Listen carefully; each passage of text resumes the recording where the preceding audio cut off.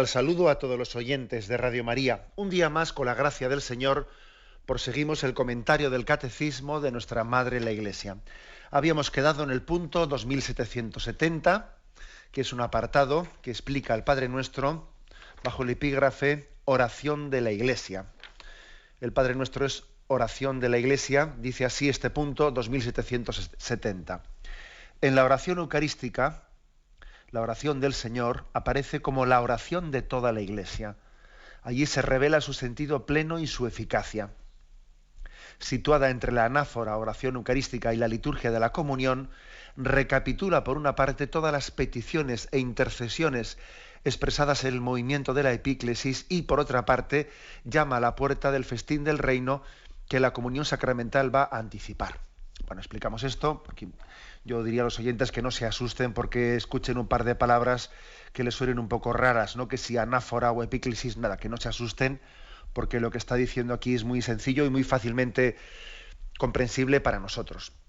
Bueno, nos recuerda el Catecismo cómo la oración del Padre Nuestro está situada, está insertada dentro de la liturgia de la Santa Misa, de la liturgia eucarística, de una manera, en un lugar y de una manera que la hace muy simbólica, ¿eh? O sea, hace que la oración del Padre Nuestro alcance su sentido pleno, una eficacia plena, cuando la rezamos dentro de la misa. Si en algún momento la oración del Padre Nuestro tiene una eficacia y un sentido especial, es cuando la celebramos dentro de la misa, ¿eh? El Padre Nuestro se puede rezar dentro de la liturgia de las horas, se puede rezar en familia. La familia que reza unida permanece unida, decimos, ¿no? Se puede rezar particularmente, se puede rezar integrado dentro del rosario, se puede rezar de muchas maneras el Padre Nuestro. Pero desde luego, la forma culminante del rezo del Padre Nuestro es la forma más solemne, para entendernos, es cuando se reza dentro de la Eucaristía. Esto me parece tan importante que lo subrayemos, ¿eh? Y para que le demos toda la importancia a este momento. Es el momento culminante, nos enseñan la oración eucarística en el seno de la familia, pero luego cuando vamos a la iglesia. El otro día, por cierto, si se me permite, cuento una anécdota. El otro día presidía una Eucaristía y había dos matrimonios así cerca en primera fila que tenían muchos niños y pequeños, ¿no? Eran dos familias numerosas que estaban ahí en las primeras filas, ¿no?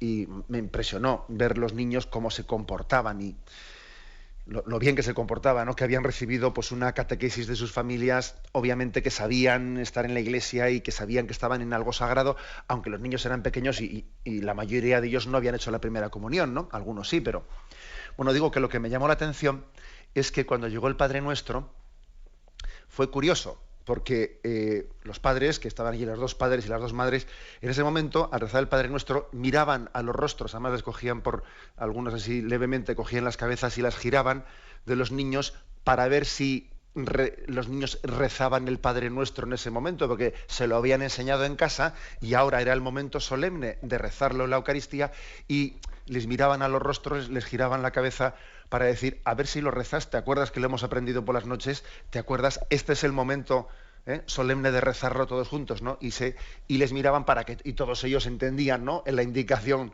que habían hecho sus padres, y me impresionaba eso, ¿no? Fíjate, la catequesis que estos niños han recibido en sus familias, ahora ha llegado el momento solemne de expresarla, ¿no? De rezar todos el Padre Nuestro. Es pues el momento más solemne, la situación, ¿no? El contexto más solemne del Padre Nuestro, la liturgia eucarística. Dice, en este momento, dice aquí el Catecismo, tres cosas. En este momento esta oración se subraya especialmente que es oración de toda la Iglesia, porque siempre hemos distinguido entre oraciones de devoción particular y la oración de la Iglesia, que la oración de la Iglesia es la liturgia. Hay que distinguir la liturgia de nuestras oraciones personales o particulares. Siempre le damos más importancia a la liturgia, porque es la oración oficial de la Iglesia, porque también la oración litúrgica es personal, pero es que además en ella se integra todo el cuerpo místico orando. Luego, en primer lugar, el Padre Nuestro rezado dentro de la misa no es oración particular, no, es oración de toda la Iglesia. Y yo estoy dando mi voz a los que no tienen voz, a los que en este momento han pedido a la Iglesia que rece por ellos. Les doy mi voz, les doy mi fe, les doy mi esperanza. Porque mucha gente pide a la Iglesia que rece por ella. Bueno, pues aquí estoy yo dando mi voz. Y por los que no tienen fe para pedirlo también. Esa es oración de toda la Iglesia. Dice en segundo lugar que allí el Padre Nuestro alcanza su pleno sentido, ¿no? ¿Por qué dice esto que alcanza su pleno sentido? Pues porque la Eucaristía es la oración de Cristo al Padre. La Eucaristía, en el fondo, se resume en ese por Cristo, con Él y en Él, a ti, Dios Padre Todopoderoso.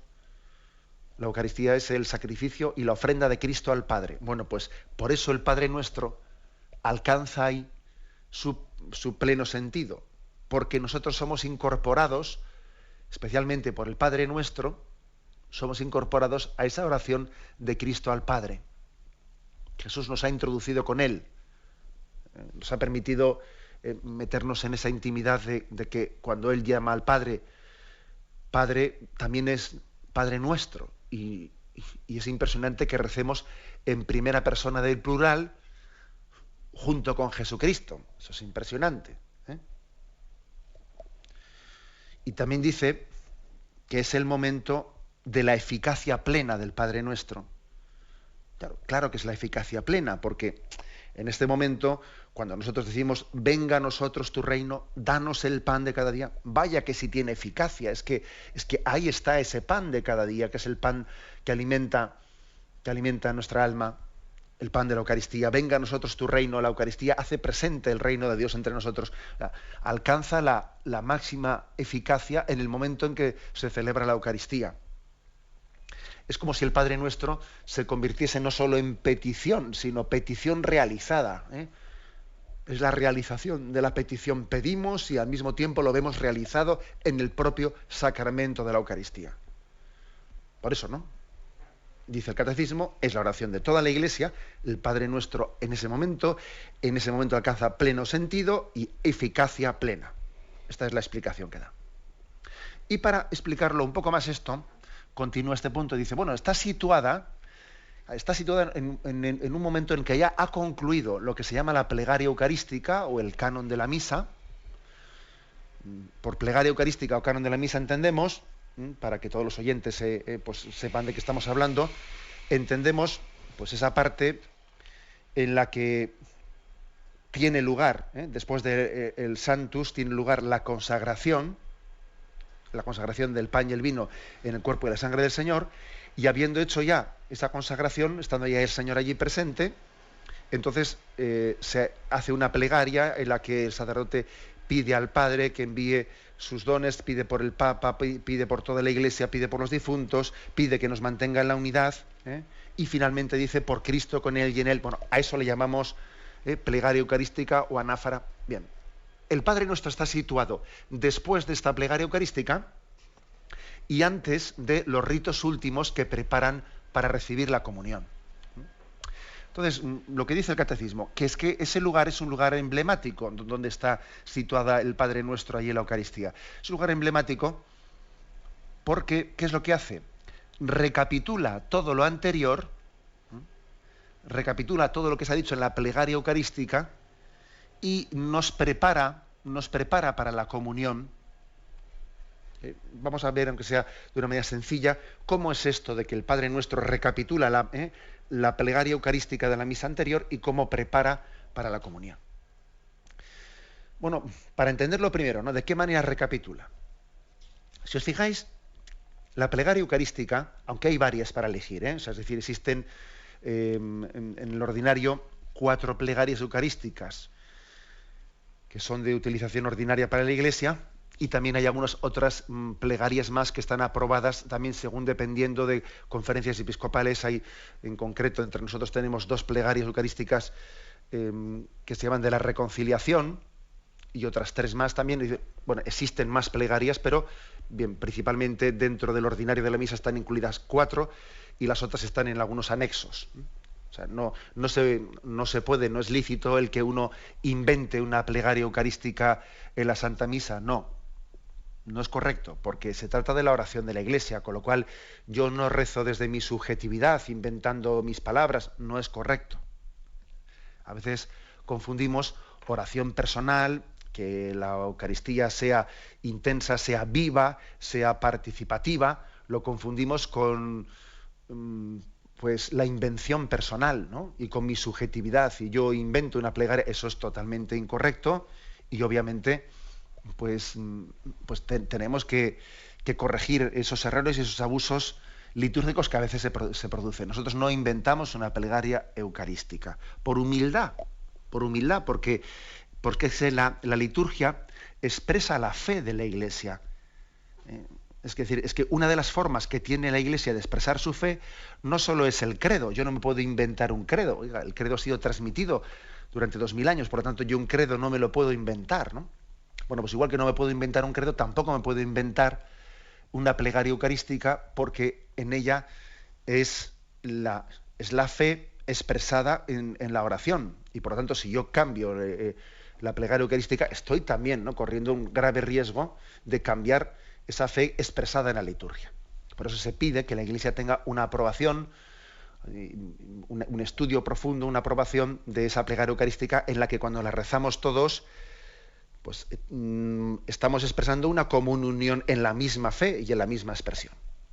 Ahora bien, hay distintas plegarias para que también podamos variar, ¿no?, y para que, bueno, pues la oración de la Iglesia tenga distintas palabras y distintos modos, y no caigamos en la rutina, ¿eh? Bien, dicho esto, aunque son plegarias distintas, más o menos, ¿qué esquema tienen todas? Pues el esquema que tienen es, primeramente hay como un don de Dios, en el que se nos invita a decir: levantemos el corazón, el Señor esté con vosotros, levantemos el corazón para recibir los dones de Dios. Estate atento a lo que Dios quiere darte. Es ese diálogo: el Señor esté con vosotros, levantemos el corazón. Después de que eso se ha realizado y se dice: mira, estate atento a Dios por esto, porque es bueno, porque es grande, porque quiere darte sus dones. Después de esto se recuerda que el don de Dios es siempre descendente. O sea, Dios toma la iniciativa. Entonces se dice: santo es el Señor, santifica estos dones, envía tu Espíritu para que este pan y este vino sean cuerpo y sangre del Señor. O sea, primeramente hay, por tanto, en la plegaria eucarística hay una petición de que venga el don de Dios, que venga el don de Dios a nosotros, que venga el Espíritu y transforme el pan y el vino en el cuerpo y la sangre del Señor. Después de que el cuerpo y la sangre del Señor ya están ahí presentes, después de que se ha producido ese don, ese milagro de la presencia eucarística de Cristo entre nosotros, después de eso continúa la plegaria eucarística, ahora en el movimiento ascendente. O sea, Dios ha venido a nosotros, ahora nosotros, unidos a Cristo, nos ofrecemos al Padre. Es cuando la plegaria dice: te ofrecemos el pan de vida y el cáliz de salvación, te damos gracias porque nos haces dignos de servirte en tu presencia. O sea, ahora nos ofrecemos al Padre, en ese por Cristo, con Él y en Él. O sea, Cristo le presenta al Padre toda la humanidad. Dios ha enviado al mundo a su Hijo, y ahora su Hijo le presenta a Dios toda la humanidad, le presenta sus oraciones, sus deseos, y nosotros nos unimos con Él. O sea, Cristo ya no reza solo, sino que nosotros rezamos con Él. Bien, y una vez que hemos hecho eso y que concluye con el por Cristo, con Él y en Él, entonces en ese momento el Padre Nuestro, primero lo que hace es recapitular todo eso anterior, y ahora es como la respuesta, ¿no? La respuesta de Dios, que nos prepara para recibir el don en la comunión. Es como decir: abre la boca que te la llene, te voy a dar el don que me has pedido. O sea, el Padre Nuestro nos prepara para la comunión. Danos tu pan, danos tu paz, que venga tu reino. Y Dios nos prepara para recibir su don. Por eso comienza diciendo: líbranos de todos los males y concédenos la paz en nuestros días. Y fijaros que el Padre Nuestro ha dicho: líbranos del mal, concédenos la paz. Y nosotros hemos dicho: perdónanos como nosotros perdonamos a los demás. Es, por lo tanto, el Padre Nuestro una especie de recapitulación de lo que la plegaria eucarística antes ha hecho y una preparación para la comunión. Nos prepara para acoger de Dios, para acoger el don de Dios. Lo que ha hecho ha sido asumir la ofrenda del por Cristo con Él y en Él, y luego, una vez que nos ha ofrecido con Cristo al Padre, ahora nos prepara para acoger, porque es que Dios escucha, y si le hemos pedido nos va a dar, y nos lo va a dar en la Eucaristía, y ahora el Padre Nuestro nos prepara para recogerlo. Esa es la forma en la que esa inserción del Padre Nuestro en la Eucaristía, de esa manera, pues como veis, es culmen de un momento eucarístico y preparación para la comunión. Bien, tenemos un momento de reflexión y Escuchan el programa Catecismo de la Iglesia Católica con Monseñor José Ignacio Munilla. Pasamos al punto 2771, en este apartado, el Padre Nuestro, la oración de la Iglesia, que dice: en la Eucaristía, la oración del Señor, o sea, el Padre Nuestro, manifiesta también el carácter escatológico de sus peticiones. Es la oración propia de los últimos tiempos, tiempos de salvación que han comenzado con la efusión del Espíritu Santo y que terminarán con la vuelta del Señor.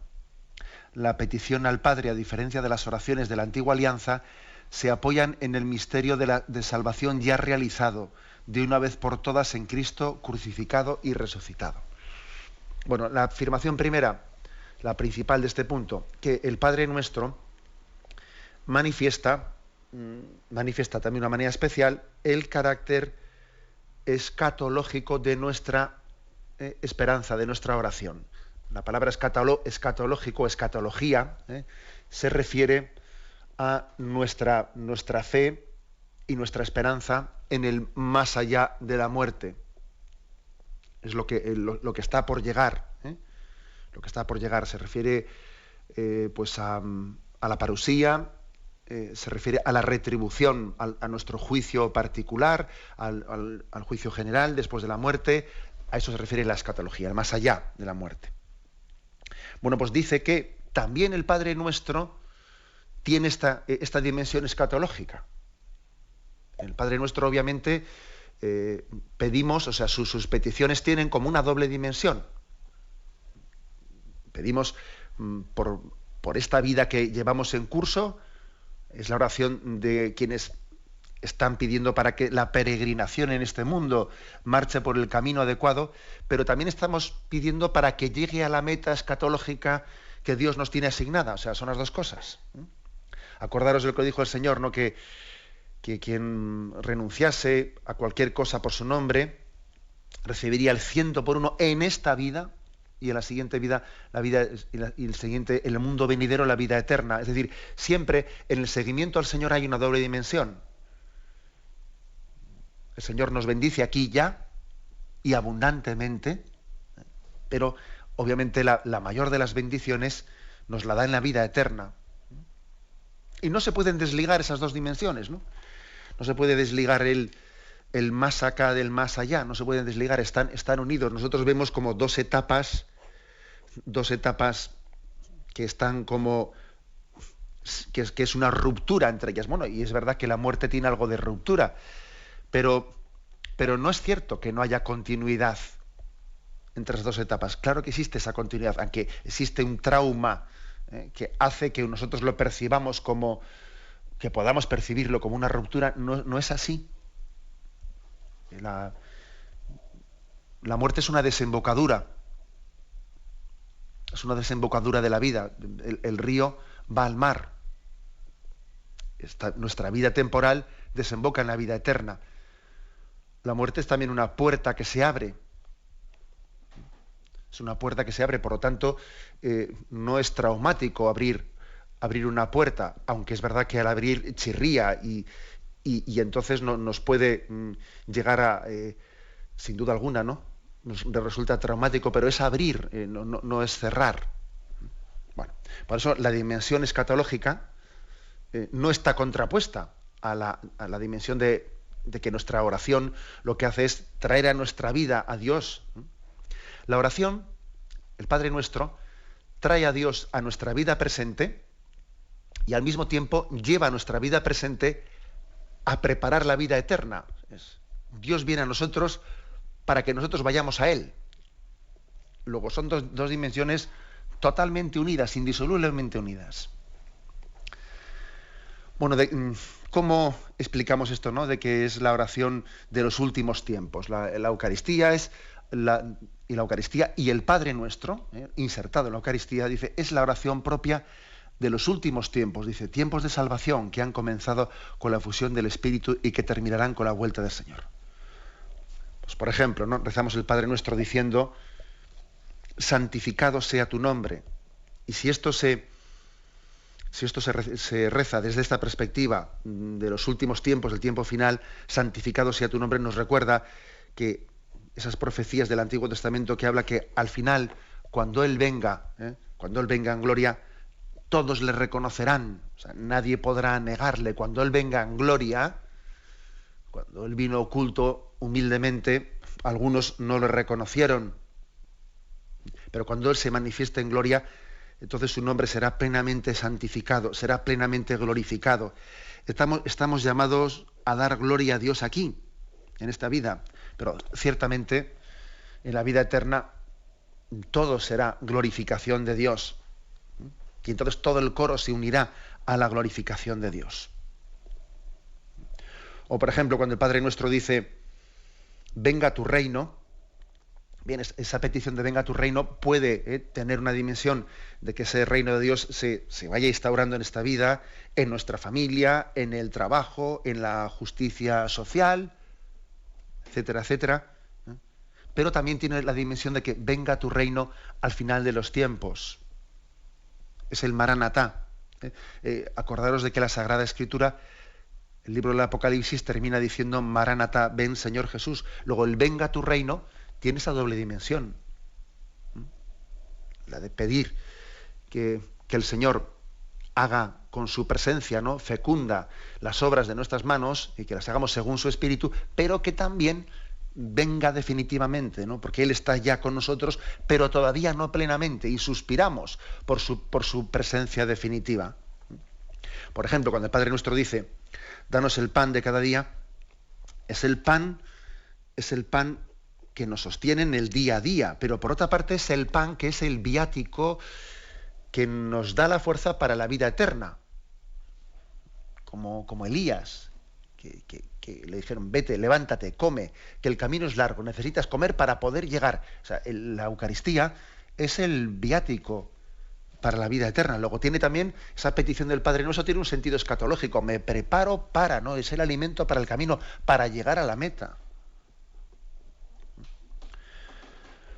O por ejemplo, cuando nosotros decimos, no, pues perdona nuestras deudas como también nosotros perdonamos a nuestros deudores, pues hombre, pues obviamente nos acordamos del buen ladrón, del momento final de nuestra vida en el que nos queremos presentar delante de Dios en el momento último escatológico de la vida, diciendo, Señor, misericordia, Señor, misericordia. Y esa petición humilde de misericordia será la llave, se nos ofrece como la llave para la puerta del cielo, la petición humilde de misericordia. Esa es la llave. Por eso también es una petición escatológica la que hizo el buen ladrón allí. Acuérdate de mí cuando llegues a tu reino. Por tanto, se refiere al perdón en este momento, pero especialmente que nos prepare para el perdón último, para la petición de misericordia última en el momento de comparecer delante de Dios, ¿no? O por ejemplo, ¿no?, cuando dice, no nos dejes caer en la tentación y líbranos del mal.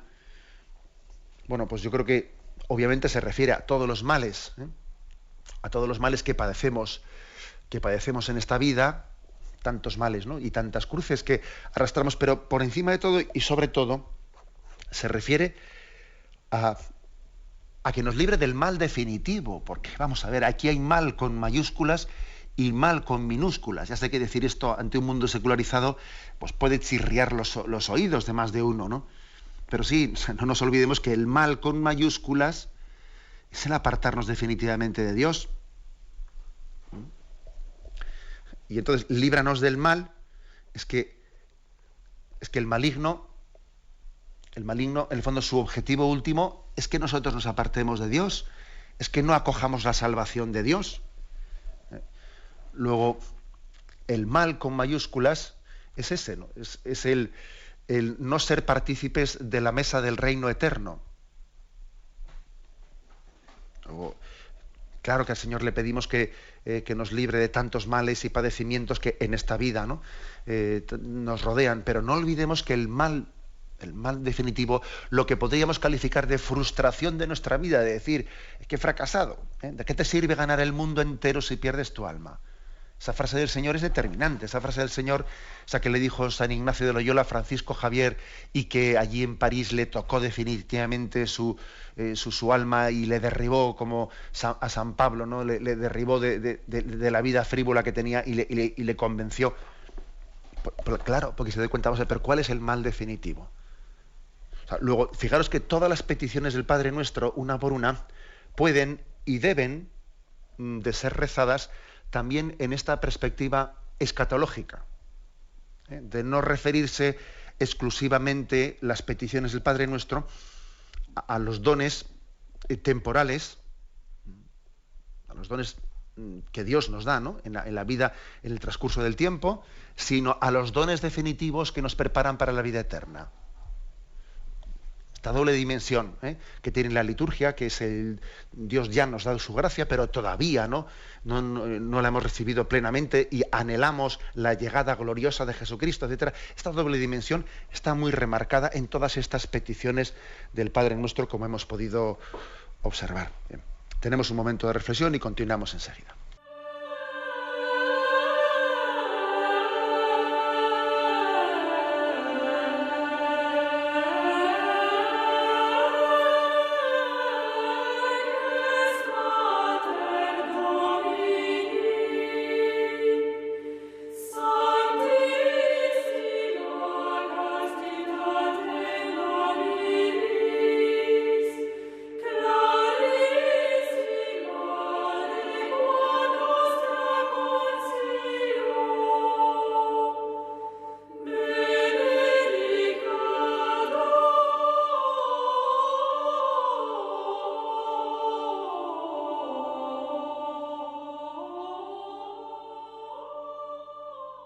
Continuamos con esta edición del Catecismo en la que estamos hablando, vamos a concluir hoy el apartado que dice el Padre Nuestro, oración de la Iglesia. Y dice el punto último, que es el 2772, dice: de esta fe inquebrantable brota la esperanza que suscita cada una de las 7 peticiones del Padre Nuestro. Estas se expresan los gemidos del tiempo presente, este tiempo de paciencia y de espera, durante el cual aún no se ha manifestado lo que seremos. La Eucaristía y el Padre Nuestro están orientados hacia la venida del Señor, hasta que venga. Bien, habla, como veis, de la esperanza que suscita cada una de las 7 peticiones del Padre Nuestro, que vamos a ir explicando una por una en los próximos días. Va a ser una ocasión muy, muy hermosa de que nos adentremos en el Padre Nuestro, pero hay una gran esperanza. Cada una de las 7 peticiones del Padre Nuestro tienen una gran esperanza, porque conectan con los gemidos del tiempo presente. Esto de los gemidos del tiempo presente, a mí me parece una expresión, bueno, sabéis que es una expresión paulina. Dice que el Espíritu Santo intercede por nosotros con gemidos inefables.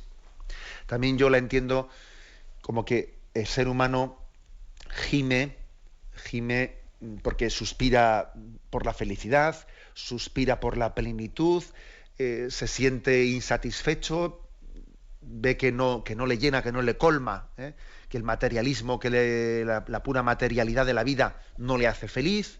Luego gime por un mundo en el que haya amor, en el que haya justicia, pero al mismo tiempo no sabe identificar muy bien qué es lo que necesita y entonces no lo verbaliza claramente, más bien gime, ¿no? O sea, el gemido es pues un lenguaje que, visto desde nuestro punto de vista, es expreso un sollozo, expreso un anhelo, un suspiro, sollozo, pero no sé muy bien lo que tengo que pedir, ¿no? Porque, claro, no estoy satisfecho, no soy feliz, pero tampoco tengo claro qué es lo que quiero, ¿eh? Bueno, eso es un gemido, ¿no? Y por eso, digamos, y por eso Dios viene a responder, ¿no? A poner la palabra, el gemido. Tú pones el gemido, pero Dios te dice lo que tienes que pedir. Es decir, ese deseo que tienes de plenitud, ¿en qué se concreta? Esa es la revelación. Dios en su revelación me enseña a pedir, me enseña a hablar con Él. Esos deseos que tú tienes, pues es el amor del Padre el que te los va a colmar, y entonces nos enseña a pedir. Es como si pusiese letra a la música, algo así, ¿eh? Como si fuese poner letra a la música. Por eso el Padre Nuestro responde, dice aquí, al gemido del tiempo presente, que es un tiempo de paciencia y de espera. A mí siempre me ha enamorado mucho ese pasaje del Evangelio en el que el Señor habla de la paciencia, ¿no? Bueno, la verdad es que en los Evangelios hay dos pasajes que pueden parecer contradictorios. El Señor que quiere que demos frutos ya, y que pasó y la higuera no tenía frutos, y como no había dado frutos, maldijo la higuera y se secó. Y sin embargo hay otro pasaje en el que el Señor subraya más bien el aspecto contrario, ¿no? El aspecto contrario de la paciencia de Dios. Dice, este árbol no ha dado fruto, lo cortamos. Dice, no, espera al año que viene, vamos a regarlo, vamos a abonarlo, a ver si para el próximo año ha dado fruto. Y es curioso, porque en el Evangelio están los dos pasajes. Este en el que Jesús maldijo la higuera porque no había dado fruto y la secó. Y es otro pasaje en el que dice, no cortes todavía, espera al año que viene, a ver si da fruto. Lo cual quiere decir que el tiempo en que vivimos es un tiempo en el que hay una doble dimensión, ¿no? La dimensión de la paciencia de Dios con nosotros, su paciencia de misericordia. Y yo me atrevería a decir que cada vez que rezamos el Padre Nuestro, y cada vez que el Señor nos permite reiterarlo, y lo rezamos ayer, pero volvemos a rezar hoy, que se haga tu voluntad, que nos perdones como nosotros perdonamos, y se reitera, y se reitera, y se reitera. El que podamos reiterar una oración es un signo de la paciencia de Dios con nosotros. ¿Qué paciencia tiene el Señor? Que dice, a ver si el año que viene da fruto, vamos a abonarlo, vamos a regarlo. Ahora bien, la paciencia de Dios no es sinónimo de inactividad. O sea, no, Dios es paciente, pero al mismo tiempo está derramando su gracia para que el hombre se transforme. O sea, nos da ocasiones de gracia que nosotros no podemos rechazar. Es la paciencia de Dios, pero que es activa. O sea, no le demos al término paciencia un tono de pasividad inactiva. No, eso no es así. Y entonces el Señor también nos apremia y nos llama a la puerta. Mira que estoy llamando, y si abres la puerta, entraré y cenaremos juntos, y tu vida cambiará. Y el Señor nos apremia. Nos apremia el amor de Cristo, dice San Pablo. Nos apremia el amor de Cristo. Al saber que si uno murió por todos, también nosotros tenemos que dar la vida unos por otros. O sea que el Señor es tan apremiante como paciente. No sé si decir tan paciente como apremiante. No sé cuál de las dos decir, la primera o la segunda. Y posiblemente cada uno de nosotros vivamos esta experiencia, y a veces nos tenemos que subrayar en momentos determinados de nuestra vida qué paciente es el Señor, pero al mismo tiempo cómo nos apremia. Bueno, pues estos dos aspectos se reflejan perfectamente en la oración del Padre Nuestro. La paciencia de Dios y el amor que lógicamente espera respuesta y llama e inquiere, ¿no? Bueno, pues para hablar de esto, para hablar de cómo la oración del Padre Nuestro brota de la esperanza de cada una de las 7 peticiones, se nos envía al punto 1820 del Catecismo. Se nos envía al punto 1820, que lo voy a leer, donde se dice lo siguiente.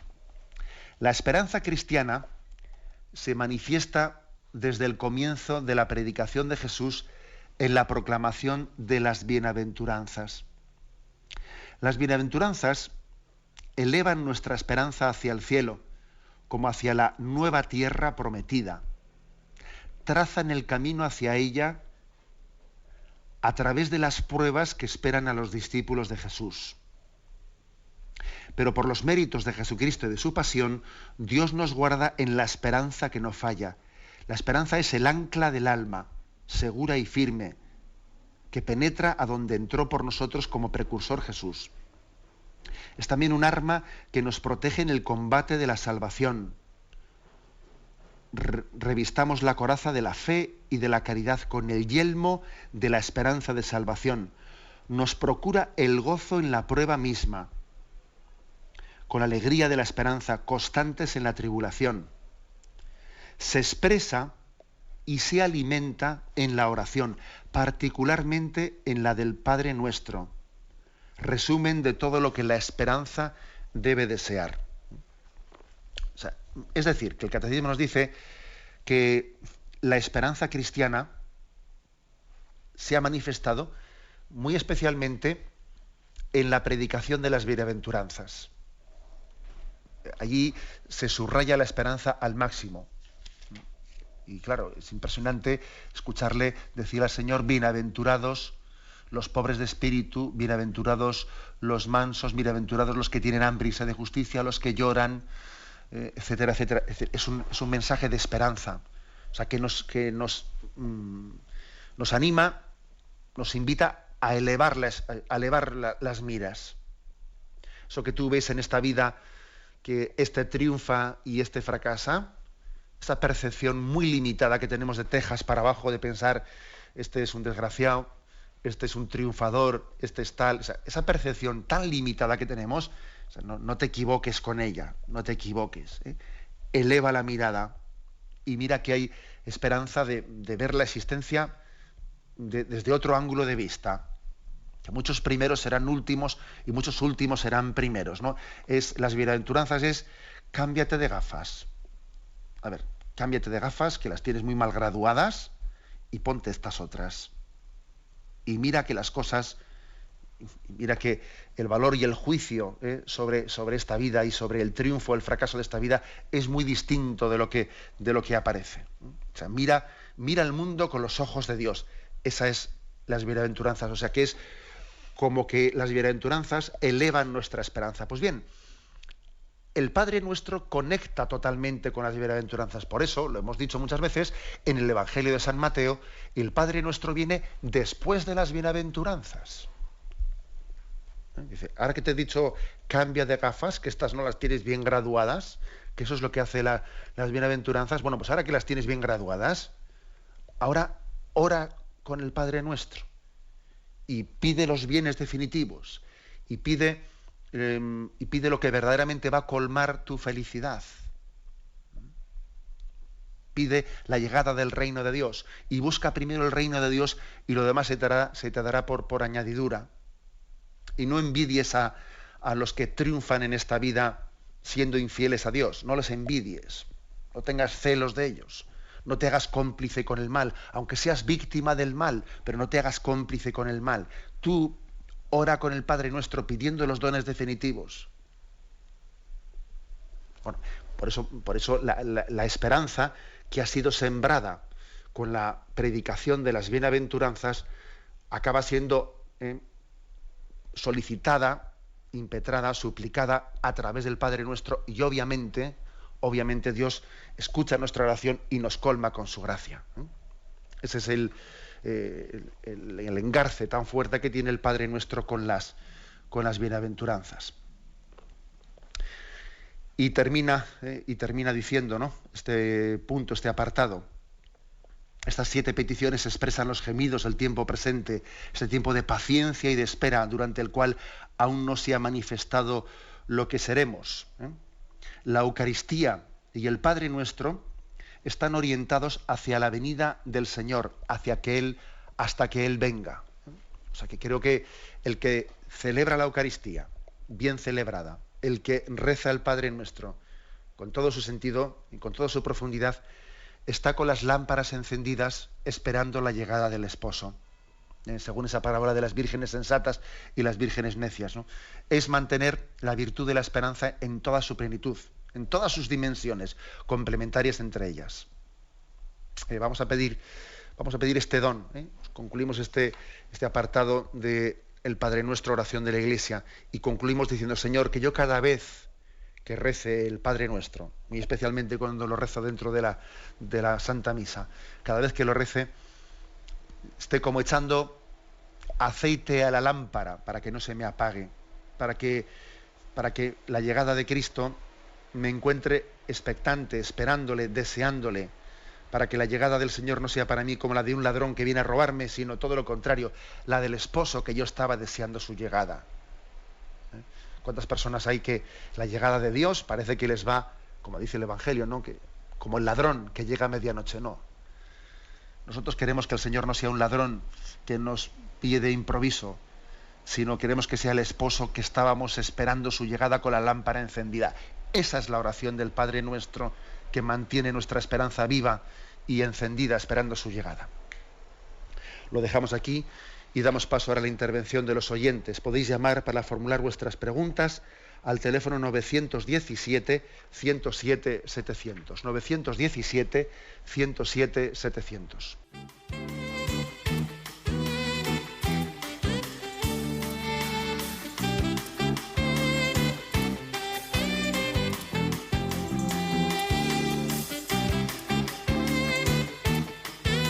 Radio María le ofrece la oportunidad de recibir en su casa sus programas favoritos. Ahora lo puede hacer a través de nuestra página web www.radiomaria.es o bien llamándonos al 917-107-700. Pídanos el programa que más le interesa en cualquiera de sus emisiones, especificando el día y la hora que lo ha escuchado. Solo nos tiene que decir si lo quiere en CD de audio o CD o DVD en MP3. Haga su solicitud en el 917-107-700 y en www.radiomaria.es. Radio María, más cerca de usted.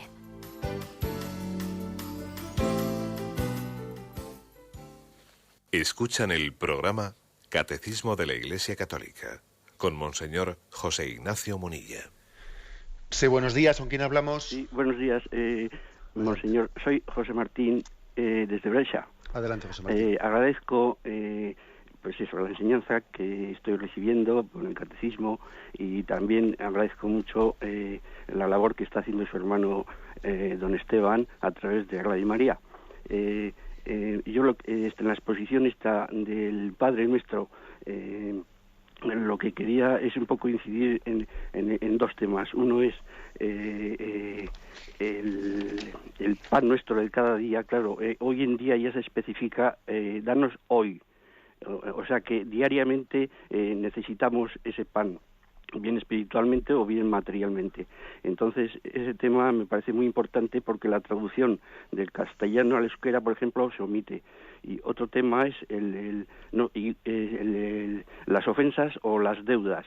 También esa es una variación que ha habido. Entonces, lo que pido es un poco una explicación o cómo se va a desarrollar eso para que haya igualdad entre las lenguas y las traducciones y todo ese tema. Muchas gracias.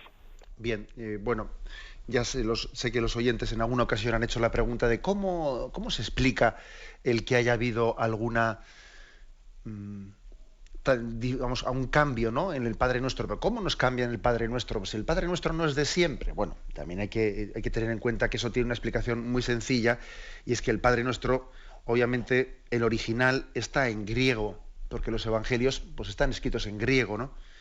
Y luego tuvo su traducción pues de San Jerónimo al latín, en la Vulgata, que duró muchos siglos, y luego su traducción a las lenguas vernáculas, al castellano, etcétera. Entonces, bueno, pues dentro de esa, a veces hay dificultad de decir, ¿y este término ¿qué es mejor traducirlo? ¿Ofensas o deudas? O, bueno, pues hay ciertos, pues cierto margen de que los traductores tienen una duda, ¿no? Y se ha hecho finalmente una traducción del Padre Nuestro consensuada para todos los países de habla castellana o de habla española. Luego, el motivo por que nosotros hemos visto pues algún cambio desde el Padre Nuestro que aprendimos de pequeños a la versión oficial es esa, es una unificación de todos los países de habla española. A eso no hay que darle mayor importancia. Lo digo porque a veces uno escucha palabras que son totalmente desproporcionadas.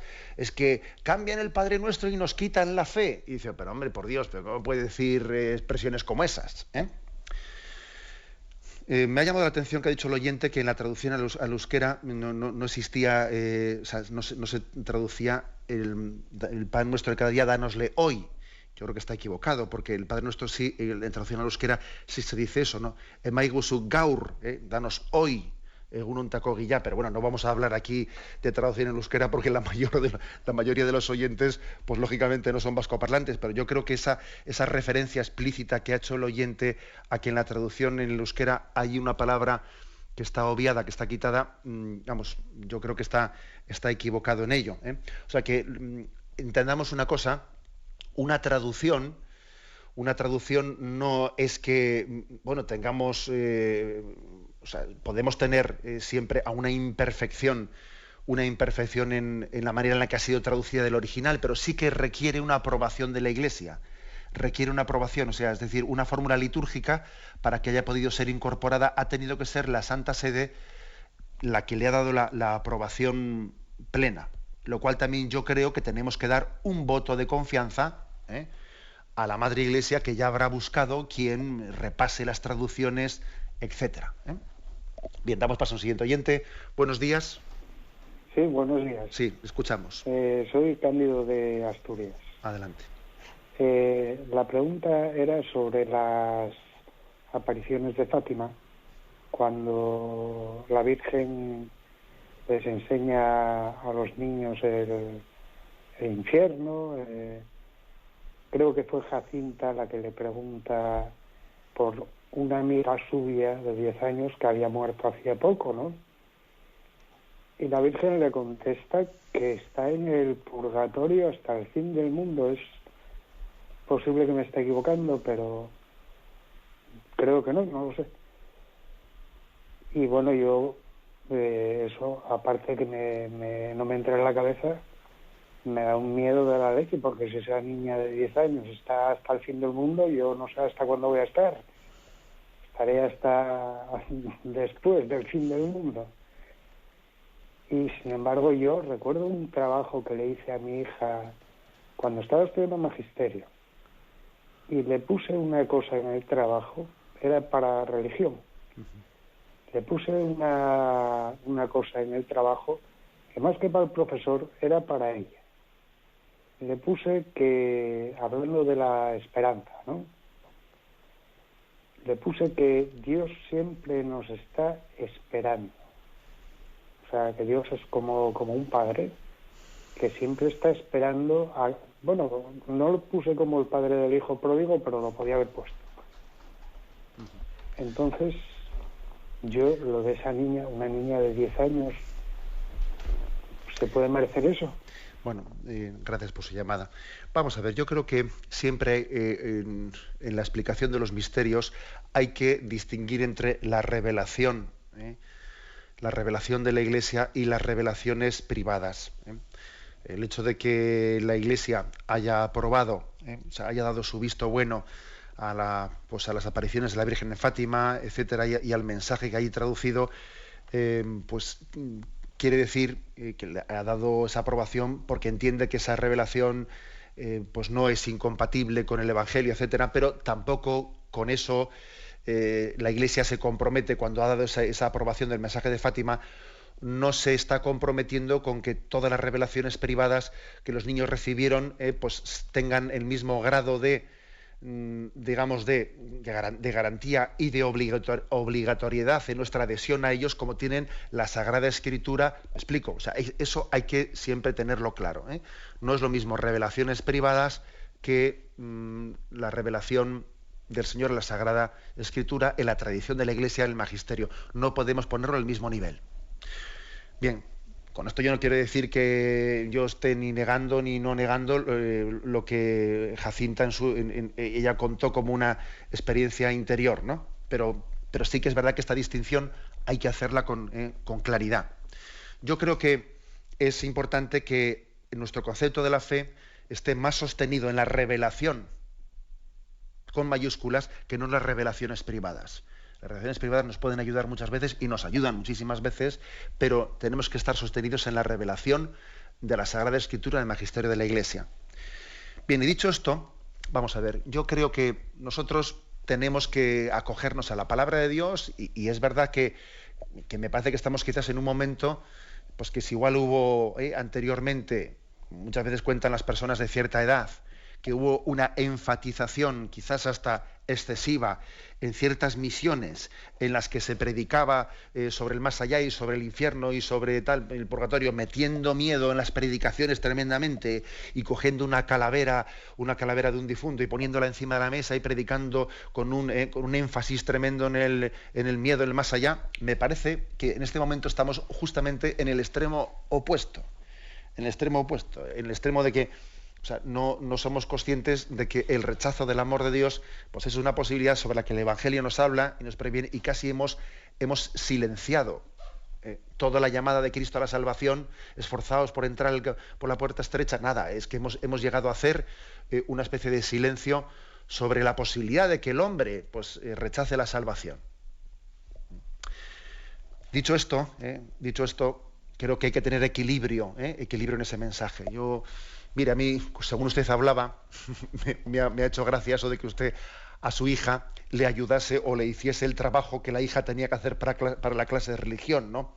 Me ha hecho gracia porque en el fondo también es una imagen de lo que Dios mismo hace con nosotros, que también Él tiene misericordia y pues pasa por alto en el que nosotros lo que debiéramos de hacer, pues muchas veces Él complementa y hace el trabajo que nosotros debiéramos de haber hecho. Obviamente nuestro Dios con nosotros tiene la misericordia, como usted tiene con la hija, también haciéndole el trabajo cuando en el fondo era ella la que debiera de haberlo hecho. Bueno, se me ha ocurrido este ejemplo, ¿no? Pero eso no quiere decir, que debamos de apoyarnos con demasiada facilidad en este principio, como recurriendo al argumento de la misericordia, sin que al mismo tiempo eso no nos lleve al argumento de que nos apremia el Señor con la llamada a la conversión. Y el hombre también es responsable de dar una respuesta a esa llamada a la conversión. En resumen, pues que tenemos que tomarnos muy en serio esa llamada de Jesucristo a su seguimiento en fidelidad. Bueno, la verdad es que me parece que si damos paso a un siguiente oyente, igual vamos a entrarnos en las señales horarias, y me despido de todos con la bendición de Dios Todopoderoso, Padre, Hijo y Espíritu Santo. Alabado sea Jesucristo.